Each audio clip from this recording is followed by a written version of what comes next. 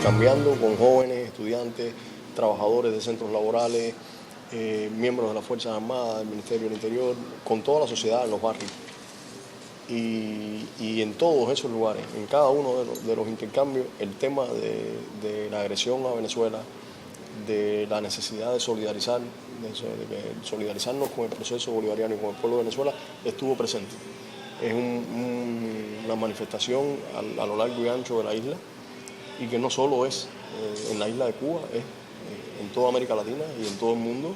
Ha habido una explosión de apoyo, solidaridad, de rechazo a la medida tomada por el gobierno de los Estados Unidos, que es una medida muy peligrosa, porque como explicaba el embajador, bueno, es un decreto ley, no es una manifestación verbal de un vocero del gobierno, es un decreto ley que establece política y como dice, tiene una extensión ilimitada en el tiempo hasta tanto no se derogue, ¿no? Y por eso yo pienso que es muy importante lo que se está haciendo, de exigir, derogue este decreto ya, para que le llegue, y le tiene que estar llegando con fuerza al presidente de los Estados Unidos, el rechazo de todos los pueblos a esta medida. Señor Fernando, hay algunas matrices de prensa que han intentado, digamos, ahora hacer ver esta situación como que ahora Cuba está rectificando en su política de relación con Estados Unidos, y que ahora, mientras que Cuba y Estados Unidos reprograman sus relaciones, entonces ahora Venezuela está, digamos, rebelde. Ha sido como una versión de prensa que intenta divorciar a Cuba con Venezuela frente a su posición con Estados Unidos. ¿Ustedes qué opinan al respecto? Mira, inmediatamente después de los anuncios del 17 de diciembre, en los que tanto el general de ejército Raúl Castro en La Habana y el presidente Barack Obama de Estados Unidos anunciaron que se habían estado sosteniendo contactos y conversaciones durante 1 año y medio, y que se había llegado al punto en que, bueno, se hacía público y se iniciaba un proceso en que los dos países comenzarían a conversar sobre los temas de el posible mejoramiento y normalización de las relaciones entre ambos países. Inmediatamente hubo medios de prensa que empezaron a publicar artículos con informaciones tendenciosas sobre separando los procesos de Cuba y Venezuela, y como que Cuba en este momento ya abandona. Y eso ni va a suceder, ni ha sucedido jamás en la historia de Cuba. La historia de Cuba tiene muestras de momentos significativos en los que la revolución estaba corriendo peligro de posible agresión de los Estados Unidos, y estamos hablando, por ejemplo, de la etapa en que Cuba tuvo una participación militar en Angola y en Etiopía, en África, y administraciones norteamericanas le proponían a Cuba el inicio de conversaciones para mejorar las relaciones con Estados Unidos si Cuba retiraba su participación en esos países. Y Cuba siempre rechazó esos intentos y prefirió mantener sus principios solidarios y mantener el principio de que aquellos temas no tenían nada que ver con la relación bilateral entre Estados Unidos y Cuba, y mantuvo la presencia cubana en Angola y en Etiopía para salvaguardar la independencia de esos dos países, a costa de un potencial posible mejoramiento de las relaciones con Estados Unidos. Yo pienso que las declaraciones de las más altas figuras del gobierno cubano, nuestro presidente general de ejército Raúl Castro, el ministro de Relaciones Exteriores en sus visitas a Venezuela, han sido categóricas, y ahí está la historia de Cuba. Ni el pueblo de Cuba ni el gobierno de Cuba van a ceder en ningún principio, y el principio de la solidaridad y del apoyo es uno de los principios fundamentales de nuestra sociedad y de nuestra manera de ser. Y no vamos a apartarnos 1 milímetro del proceso venezolano, del apoyo al pueblo venezolano, del apoyo a la revolución bolivariana.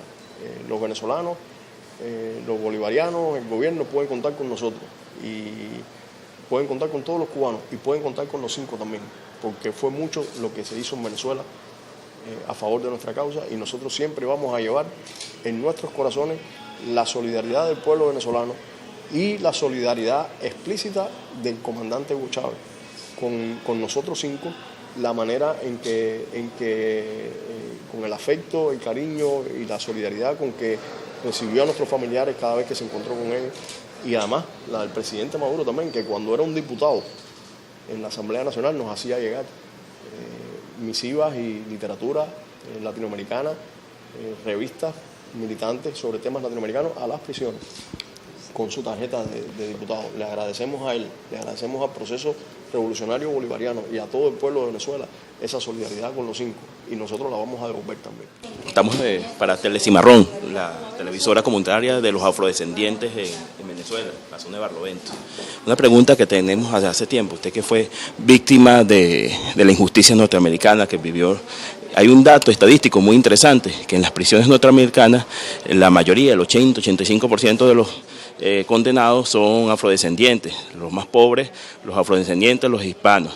Usted en esa vivencia que estuvo allá con compañeros de celda, ¿no? Porque al final se vuelven compañeros y con los mismos cautores, ¿no? Los funcionarios del Estado, ¿cuál era esa relación de admiración? Preguntaban. Mira, nosotros, como tú dices, eso es una realidad. Una gran parte de la población penal en los Estados Unidos es de descendencia afroamericana, porque son los más pobres, porque son los que viven en los barrios marginales y porque son aquellos en que mayoritariamente la sociedad no les brinda una posibilidad de sostenerse económicamente a ellos y la familia de una manera honesta.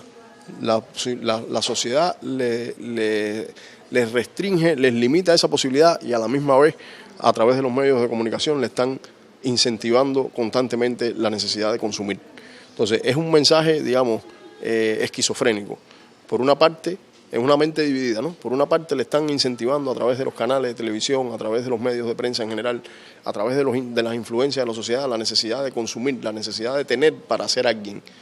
Lamentablemente, una sociedad en la que la persona vale no por lo que lleva en su corazón, sino por lo que tiene.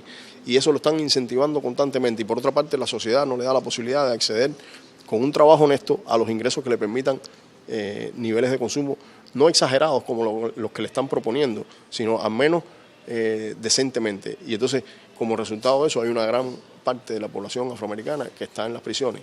Lamentablemente sucede que en los barrios pobres, donde predomina la población afroamericana, la experiencia de tener un pariente en la prisión o haber tenido a alguien en la prisión es una experiencia natural y diaria entre los niños que crecen en esos barrios. Y se crea una cultura del ir a la prisión, injusto.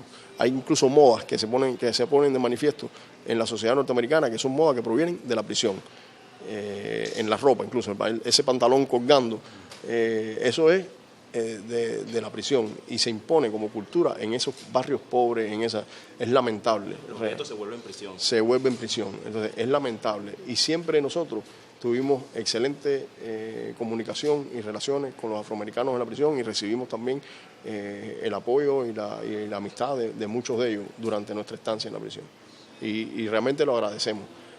Podemos mencionar incluso, por ejemplo, la comunidad de musulmanes dentro de la prisión. Fue una comunidad solidaria, porque por la militancia en su organización reciben información.